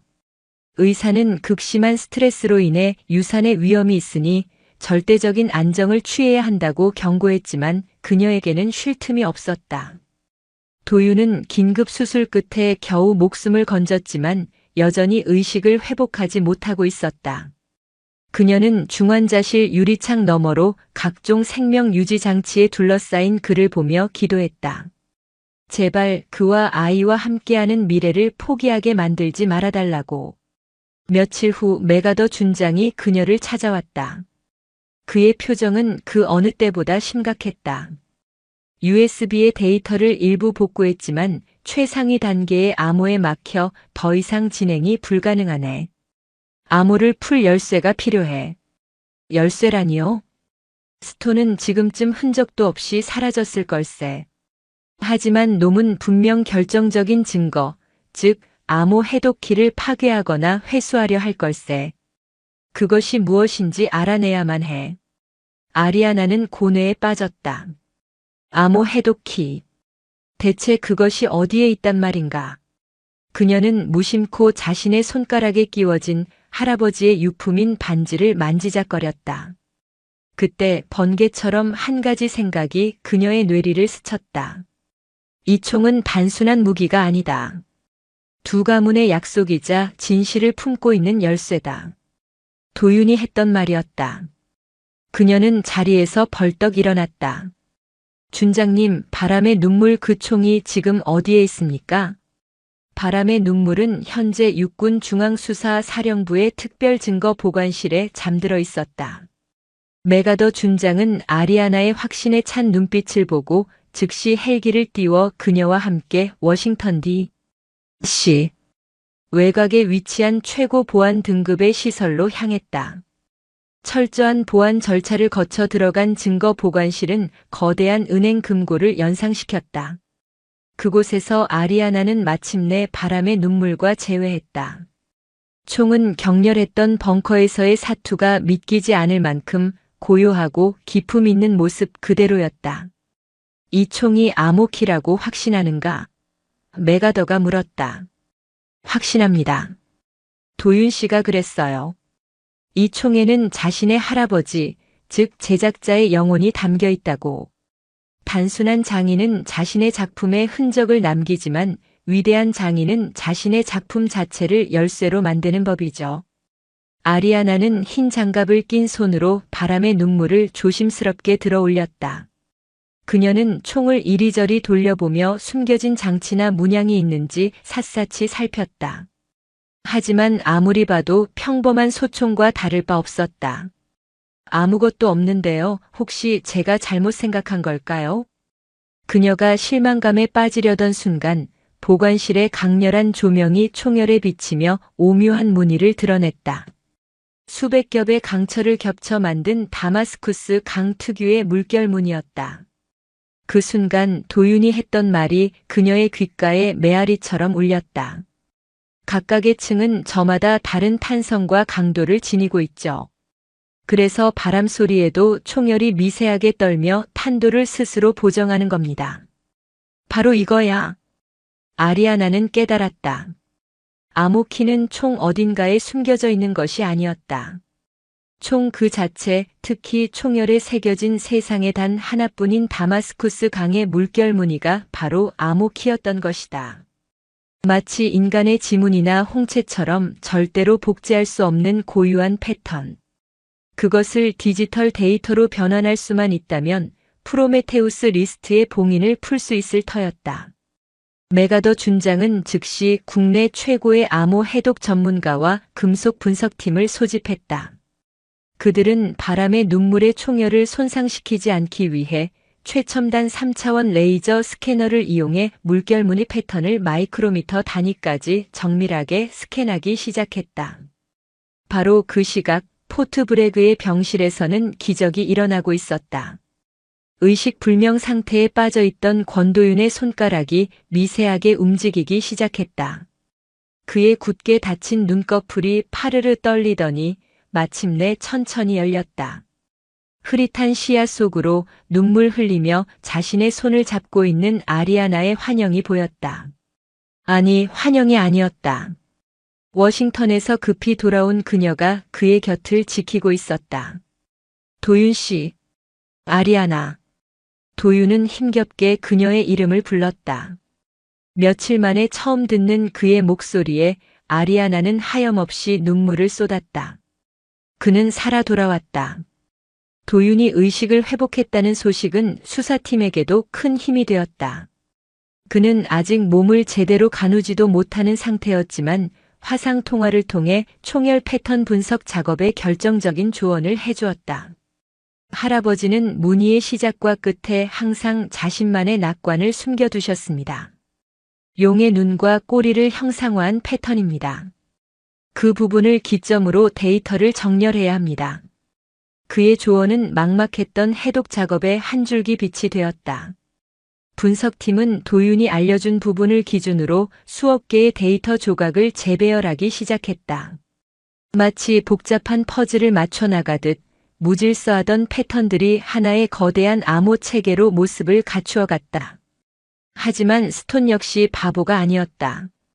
그는 자신의 네트워크를 총동원해 메가더의 움직임을 파악하고 있었다. 바람의 눈물이 워싱턴으로 옮겨졌다는 사실을 알게 된 그는 그것이 암호 키임을 직감했다. 그는 최후의 발악을 준비했다. 어느 날 밤 증거 보관 시설에 최고 등급의 비상경보가 울렸다. 스톤이 고용한 최정예 용병 부대가 시설을 급습한 것이었다. 그들의 목표는 단 하나, 바람의 눈물을 파괴하는 것이었다. 시설 내부는 순식간에 전쟁터로 변했다. 메가더가 이끄는 방어 병력과 용병들 사이에 치열한 총격전이 벌어졌다. 아리아나는 분석실 안에서 초조하게 모니터를 지켜볼 수밖에 없었다. 해독 작업은 이제 마지막 단계에 접어들고 있었다. 10분 앞으로 10분만 더 버티면 됩니다. 분석관의 외침에 아리아나는 입술을 깨물었다. 그녀는 결심했다. 더 이상 연약한 보호 대상이 되어 숨어있지 않기로. 그녀는 분석실을 뛰쳐나가 총격전이 벌어지고 있는 복도로 향했다. 그녀 역시 미 육군 대위이자 훈련받은 군인이었다. 그리고 이제는 한 아이의 어머니가 될 사람이었다. 그녀는 쓰러진 병사의 소총을 집어들고 엄폐물 뒤에 몸을 숨겼다. 그리고 냉철하게 적들의 위치를 파악하고 정확한 사격으로 아군을 지원하기 시작했다. 그녀의 눈은 더 이상 흔들리지 않았다. 뱃속의 아이가 그녀에게 강철 같은 용기를 주고 있었다. 한편 병실에서 이 모든 상황을 전해 듣고 있던 도윤은 침대에 누워만 있는 자신의 무력함에 분노했다. 그는 링거 바늘을 뽑아 던지고 의사와 간호사의 만류를 뿌리치며 비틀거리며 일어섰다. 나는 가야만 해. 그는 아직 성치 않은 몸을 이끌고 병원을 나섰다. 그의 목표 역시 워싱턴의 증거 보관 시설이었다. 아리아나와 자신의 아이 그리고 바람의 눈물을 지키기 위해. 그의 눈에는 복수심을 넘어선 가장으로서의 처절한 책임감이 불타고 있었다. 시설 내부의 총격전은 점점 더 격렬해졌다. 아리아나는 용병 하나의 다리를 맞추며 그를 쓰러뜨렸지만 다른 방향에서 날아온 총알이 그녀의 어깨를 스치고 지나갔다. 그녀가 고통으로 주춤하는 순간 다른 용병이 그녀를 발견하고 총구를 겨누었다. 모든 것이 끝났다고 생각한 순간 용병의 등 뒤에서 그림자 하나가 솟아올랐다. 링거 폴대를 무기처럼 휘두른 도윤이었다. 그는 짐승 같은 포효와 함께 용병의 머리를 가격해 쓰러뜨리고 쓰러지는 아리아나를 부축했다. 도윤 씨, 어떻게 여기에? 내 아내와 아이를 나 혼자 병실에 누워서 지킬 수는 없으니까. 그의 말에 아리아나의 눈시울이 뜨거워졌다. 내 아내와 아이. 그 한마디가 그 어떤 사랑 고백보다도 그녀의 심장을 울렸다. 두 사람이 서로를 의지하며 버티는 사이 마침내 분석실에서 환호성이 터져나왔다. 해독 성공. 프로메테우스 리스트의 봉인이 풀렸습니다. 그 순간 상황이 불리해졌음을 깨달은 용병들이 후퇴하기 시작했다. 그들의 임무는 실패했다. 판도라의 상자는 마침내 열리고 말았다.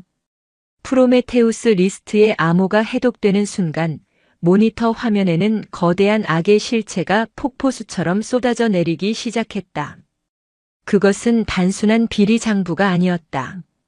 지난 40년간 한미 양국의 안보와 정의를 좀먹어온 거대한 카르텔의 연대기이자 추악한 민낯을 고스란히 담은 지옥도 그 자체였다. 리스트에는 전현직 장성들, CIA와 국정원의 고위 간부들, 여야를 막론한 유력 정치인들, 그리고 세계적인 방위산업체와 금융가를 아우르는 거물들의 이름이 빽빽하게 적혀 있었다.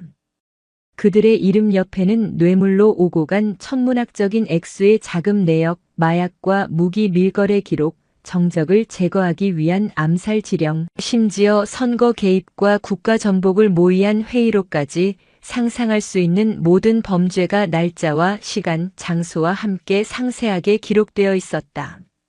맙소사. 모니터를 지켜보던 메가더 준장은 물론 백전노장의 수사관들조차 경악을 금치 못했다. 이것을 섣불리 공개하는 순간 단순한 스캔들 차원을 넘어 국가 시스템 자체가 붕괴하고 동맹 관계는 파탄나면 전 세계적인 금융 위기와 사회적 혼란이 야기될 것이 불보듯 뻔했다. 신처럼 군림하며 세상을 좌지우지하던 자들의 가면이 벗겨지는 순간 그 파장은 누구도 감당할 수 없었다. 이것은 전쟁이다. 메가더 준장은 비장한 목소리로 선언했다. 조용하고 신속하며 완벽하게 끝내야 하는 그림자 전쟁이다. 그날 이후 메가더 준장의 지휘 아래 극비리의 작전명 심판의 날둠즈데이이 수립되었다. 목표는 리스트에 언급된 핵심 인물들을 단 하루 만에 동시에 체포하고 그들의 자금줄과 연락망을 완벽하게 마비시키는 것이었다. 작전에는 오직 과거가 깨끗하고 신원이 확실한 최정예 요원들만이 투입되었다. 아리아나와 도윤 역시 작전의 핵심 브레인으로 참여했다. 아리아나는 리스트를 분석해 카르텔의 자금 흐름과 조직 구조를 파악했고, 도윤은 자신의 특수부대 경험을 살려 핵심 인물들의 행동 패턴과 도주로를 예측하고 침투 계획을 수립했다. 며칠 밤낮으로 이어진 작전 회의 속에서 두 사람의 관계는 더욱 깊어졌다. 그들은 이제 단순한 연인을 넘어 하나의 목표를 위해 모든 것을 공유하는 완벽한 파트너이자 전우가 되었다. 도윤은 아리아나의 날카로운 분석력에 감탄했고, 아리아나는 도윤의 동물적인 직감과 대담한 전략에 전적으로 의지했다. 쉬는 시간 틈틈이 도윤은 아리아나의 어깨를 주물러 주거나 따뜻한 차를 가져다 주며 그녀와 뱃속의 아이를 살뜰히 챙겼다. 그들의 주변에는 전쟁의 긴장감이 감돌았지만 두 사람 사이에는 그 누구도 침범할 수 없는 평화와 신뢰가 자리 잡고 있었다. 하지만 그들이 거대한 악을 사냥하는 동안 그 악의 상징인 마커스 스톤 역시 최후의 발악을 준비하고 있었다. 모든 것을 잃고 도망자 신세가 된 그는 이성을 잃은 미친 개와도 같았다. 그는 자신의 모든 것을 앗아간 권도윤과 아리아나 그레이스에게 복수하기 위해 마지막 함정을 팠다. 그는 두 사람의 유일한 조력자였던 전당포 주인 벤 영감을 납치했다. 권도윤, 아리아나 그레이스. 너희가 아끼는 늙은이가 내 손에 있다. 내일 자정 페이앳빌 외곽에 버려진 비행장으로 너희 둘만 와라. 그렇지 않으면 이 늙은이의 시체는 까마귀 밥이 될 거다. 스톤의 협박 전화는 심판의 날 작전 개시를 불과 몇 시간 앞둔 시점에 걸려왔다. 메가더 준장은 당연히 함정이라며 반대했다. 두 사람을 제거하기 위한 미끼일 뿐이야. 작전 전체를 망칠 수는 없네. 하지만 도윤의 생각은 달랐다. 이건 스톤이 우리에게 보내는 마지막 결투 신청입니다. 놈을 여기서 끝내지 않으면 작전이 성공하더라도 우리는 평생 놈의 그림자에게 쫓기게 될 겁니다. 그리고 벤 영감님을 저버릴 수는 없습니다. 아리아나 역시 도윤의 곁에 섰다. 저도 가겠습니다. 이건 우리 두 사람이 시작한 싸움이고 우리가 끝내야만 합니다. 결국 메가더는 두 사람의 고집을 꺾지 못했다. 대신 그는 비행장 주변에 저격수와 기동 타격대를 배치해 만일의 사태에 대비하기로 했다. 약속된 시간 도윤과 아리아나는 단둘이 달빛만이 희미하게 비추는 버려진 비행장으로 향했다. 광활한 활주로 중앙에는 낡은 관제탑이 유령처럼 서 있었고 그 꼭대기에 벤 영감이 묶여 있는 것이 보였다. 드디어 왔구나, 바퀴벌레 같은 놈들. 스피커를 통해 스톤의 목소리가 음산하게 울려 퍼졌다. 관제탑 꼭대기에서 스톤이 벤의 머리에 총구를 겨누며 모습을 드러냈다. 내 놈들 때문에 내 모든 것을 잃었다. 오늘 여기서 내 놈들의 피로 그 대가를 치르게 해주마. 스톤이 손짓하자 경납고와 버려진 항공기 뒤에 숨어있던 그의 마지막 남은 용병들이 모습을 드러내며 두 사람을 포위했다. 어리석긴. 정말 둘만 올 줄이야. 스톤이 비웃었다. 너를 상대하는 데는 우리 둘이면 충분하니까. 도윤이 나지막이 대답하며 품속에서 바람의 눈물을 꺼내 들었다. 이 마지막 전투를 위해 메가더 준장이 특별히 그에게 맡긴 것이었다. 스톤의 얼굴이 분노로 일그러졌다. 바로 저 총이 모든 악몽의 시작이었다. 그 고철 덩어리가 널 지켜줄 것 같나? 이 총은 나를 지키는 게 아니야. 나의 과거와 나의 미래를 증명하는 거지. 도윤이 방아쇠에 손가락을 걸었다. 그 순간 스톤이 벤을 방패 삼아 관제탑 아래로 끌고 내려오기 시작했다. 동시에 용병들이 일제히 총을 난사했다. 도윤과 아리아나는 미리 파악해둔 엄폐물 뒤로 몸을 날렸다. 마지막 전투의 막이 올랐다. 아리아나는 권총으로 용병들의 시선을 끌며 그들을 교란했고 도윤은 바람의 눈물로 어둠 속에서 움직이는 적들을 하나씩 정확하게 제거해 나갔다. 바람의 눈물은 마치 주인의 마음을 읽기라도 한 듯 그의 손에 완벽하게 녹아들어 불을 뿜었다.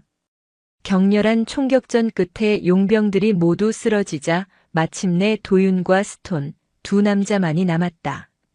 스톤은 벤을 버리고 관제탑 내부로 도망쳤고 도윤은 그 뒤를 쫓았다. 낡고 좁은 관제탑 내부에서 두 남자의 처절한 육탄전이 시작되었다. 그것은 단순한 싸움이 아니었다. 아버지의 원수와 아들의 복수, 배신자와 피해자의 원한이 뒤엉킨 수십 년의 악연을 끊어내는 의식과도 같았다. 두 사람은 서로에게 치명상을 입히며 피투성이가 되어갔다. 마지막 순간 스톤이 숨겨둔 칼을 꺼내 도윤의 심장을 찌르려던 찰나 도윤은 아버지에게 배웠던 마지막 호신술로 그의 팔을 꺾어 제압했다. 크악! 스톤의 손에서 칼이 떨어졌다. 도윤은 분노에 찬 눈으로 그를 내려다보았다. 그의 손가락 하나면 이 모든 악연을 끝낼 수 있었다. 하지만 그 순간 그의 뇌리 속으로 아리아나의 얼굴과 아직 태어나지 않은 아이의 모습이 스쳐 지나갔다. 그는 복수의 화신이 아닌 한 여자의 남편이자 한 아이의 아버지가 되어야 할 사람이었다. 너 같은 놈을 위해 내 손을 더럽히진 않겠다. 도윤은 스톤을 죽이는 대신 그의 양팔과 다리를 완전히 박살내어 재기 불능 상태로 만들었다. 복수가 아닌 정의를 선택한 것이었다. 모든 것이 끝났을 때 동쪽 하늘에서 여명이 밝아오고 있었다. 피투성이가 된 도윤과 아리아나는 서로를 부축하며 부서진 관제탑에서 걸어 나왔다. 그때 아리아나의 무전기에서 메가더 준장의 목소리가 흘러나왔다. 모든 팀에게 알린다. 작전명 심판의 날을 계시한다. 실행하라. 그 목소리를 신호탄으로 전 세계에 흩어져 있던 심판의 날 팀들이 일제히 움직이기 시작했다. 워싱턴, 서울, 런던, 도쿄 잠들어 있던 도시의 심장부에서 신들의 가면을 쓴 자들을 향한 인류 역사상 가장 거대한 규모의 체포 작전이 시작되고 있었다. 두 사람이 시작한 작은 싸움은 이제 세상을 정화하는 거대한 태풍이 되어 몰아치기 시작했다. 작전명 심판의 날이 계시된 그날의 새벽은 인류의 역사에 지울 수 없는 흔적을 남겼다. 해가 뜨기도 전 세계 주요 도시의 심장부에서는 소리 없는 전쟁이 시작되었다. 워싱턴 D.C.의 안개 낀 새벽, 백악관 인근의 호화로운 저택문을 FBI 특수요원들이 조용히 열고 들어갔다. 서울의 심장부 서초동의 한 고급 빌라에서는 국정원 요원들이 새벽 운동을 막 마친 거물급 정치인의 손에 수갑을 채웠다. 런던의 금융가, 도쿄의 정치 중심지, 그리고 이름 모를 조세 회피처의 유령 회사들까지. 지난 40년간 세상을 주무르던 신들의 가면은 하룻밤 사이에 속절없이 벗겨져 내렸다. 언론은 대혼란에 빠졌다. TV 화면은 24시간 내내 속보를 쏟아냈고 신문 일면은 연일 믿을 수 없는 이름들과 그들의 범죄 혐의로 도배되었다. 사회는 거대한 충격과 불신, 그리고 분노에 휩싸였다. 정치는 마비되었고 경제는 휘청였다. 하지만 그것은 괴사한 부위를 도려내는 수술의 고통과도 같았다. 더 건강한 내일을 위해 반드시 거쳐야 할 열병이었다. 이 거대한 태풍의 눈, 그 시작점이었던 권도윤과 아리아나 그레이스는 포트 브래그의 조용한 VIP 병실에서 작은 텔레비전 화면을 통해 자신들이 일으킨 세상의 변화를 묵묵히 지켜보고 있었다. 창밖으로 쏟아지는 아침 햇살은 그들이 맞이한 새로운 시대의 서막을 알리는 듯 따스했다. 도윤은 어깨에 붕대를 감은 아리아나를 자신의 품에 기댄 채 가만히 안아주었고 아리아나는 그의 상처 입은 손을 부드럽게 매만졌다. 더 이상 총성도 비명도 쫓기는 자의 불안함도 없었다. 오직 서로의 체온과 고요한 숨소리만이 공간을 채웠다. 며칠 후 제임스 메가더 준장이 그들을 찾아왔다.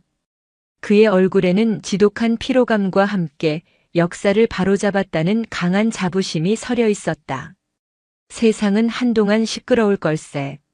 하지만 썩은 뿌리는 대부분 잘라냈네. 자네들 덕분이야.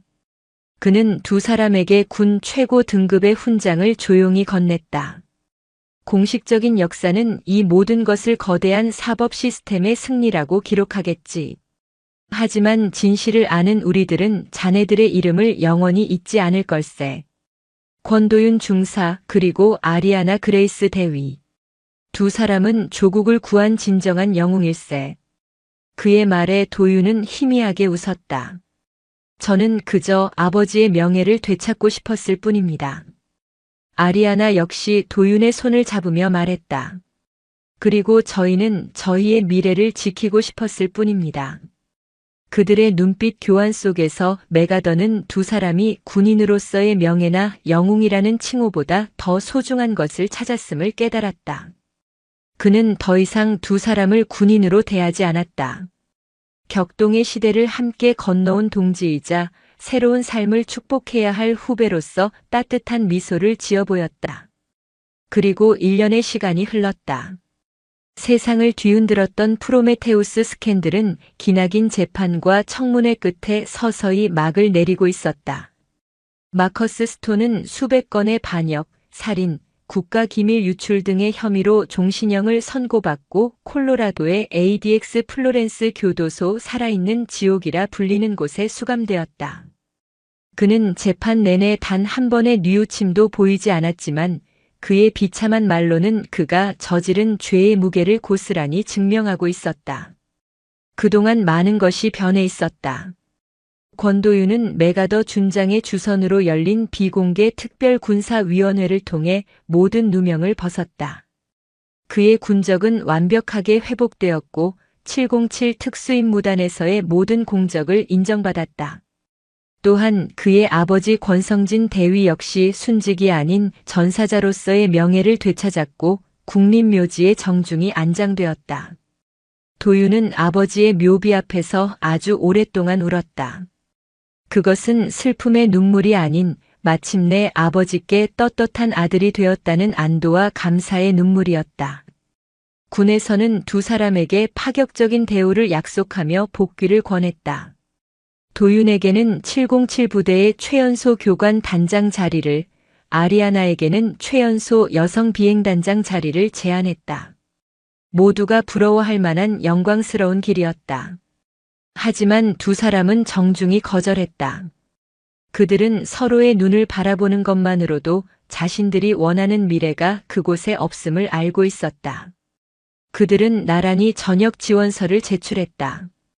피와 화약으로 얼룩진 과거와 명예롭게 작별하고 오직 그들 자신과 새로운 가족을 위한 삶을 선택한 것이다. 미국 몬태나 주의 광활한 대지 위 로키 산맥의 장엄한 봉우리들이 병풍처럼 둘러싼 평화로운 목장. 과거의 모든 것을 뒤로한 권도윤과 아리아나의 새로운 보금자리였다. 더 이상 새벽을 깨우는 기상나팔 소리 대신 지저귀는 새소리가 그들을 깨웠다. 도윤은 거친 군복 대신 편안한 체크 셔츠와 청바지를 입고 말을 타고 광활한 목장을 누비며 소떼를 돌봤다. 그의 얼굴에는 더 이상 과거의 그늘이 없었다. 햇볕에 그을린 건강한 피부와 사랑하는 가족을 바라보는 깊고 부드러운 눈빛만이 남아있었다. 아리아나는 헬기 조종관 대신 갓 구운 빵과 따뜻한 스튜를 식탁에 올렸다.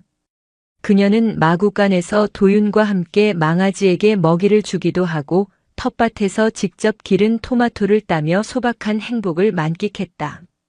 그녀의 에메랄드빛 눈동자는 군인으로서의 날카로움 대신 아내이자 어머니로서의 따스함과 온화함으로 가득 차 있었다. 그리고 그들의 행복 중심에는 작은 생명체가 있었다. 두 사람의 사랑의 결실인 아들, 진 로버트 강진 라버트 캥. 진은 도윤의 한국 이름에서, 로버트는 아리아나의 할아버지 이름에서 따온 두 가문의 화합을 상징하는 이름이었다.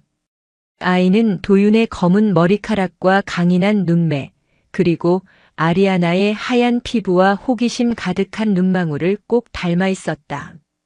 어느 해질녘 세 사람은 목장이 한눈에 내려다 보이는 작은 언덕에 올랐다. 도윤의 품에 안긴 아들 진이 그의 수염을 잡아당기며 까르르 웃음을 터뜨렸다. 아리아나는 그 모습을 바라보며 세상 그 무엇과도 바꿀 수 없는 완벽한 평화를 느꼈다.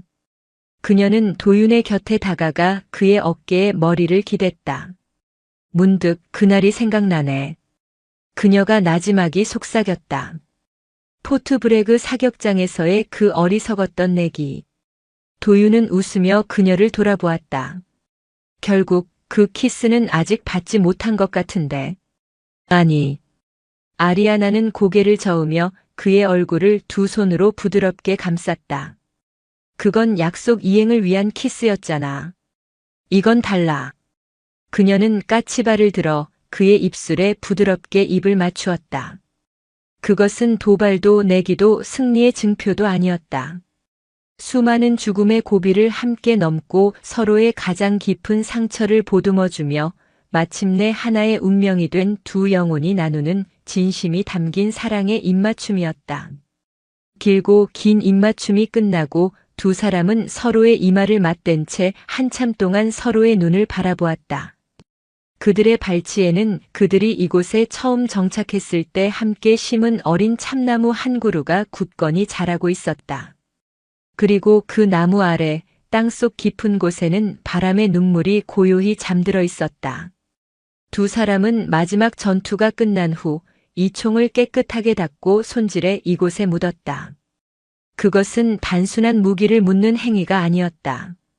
두 가문을 짓눌렀던 피의 역사, 지독했던 싸움의 기억, 그리고 과거의 모든 상처와 원한을 대지에 묻고 새로운 생명과 평화의 씨앗을 심는 신성한 의식이었다. 한때는 파괴와 죽음의 도구였던 강철은 이제 거대한 나무의 뿌리를 지탱하는 단단한 걸음이 되어 새로운 생명을 키워낼 터였다. 석양이 로키 산맥을 붉게 물들이며 광활한 목장 위로 길고 평화로운 그림자를 드리웠다. 도윤과 아리아나는 아들 진을 가운데에 두고 손을 꼭 잡았다. 총성은 바람 소리에 묻혔고 전쟁의 기억은 가족의 웃음소리 아래 희미해졌다. 전설적인 저격 소총바람의 눈물의 이야기는 그렇게 끝이 났다. 하지만 그 총이 맺어준 기적 같은 인연, 모든 역경을 이겨내고 마침내 평화를 쟁취한 한 남자와 한 여자의 사랑, 그리고 그 사랑의 결실인 새로운 생명의 이야기는 바로 이 대지 위에서 이제 막 시작되고 있었다. 그것은 그 어떤 전설보다도 위대하고 찬란한 새로운 전설의 서막이었다. 오늘도 인생지의 말씀을 잘 들어주셔서 감사합니다.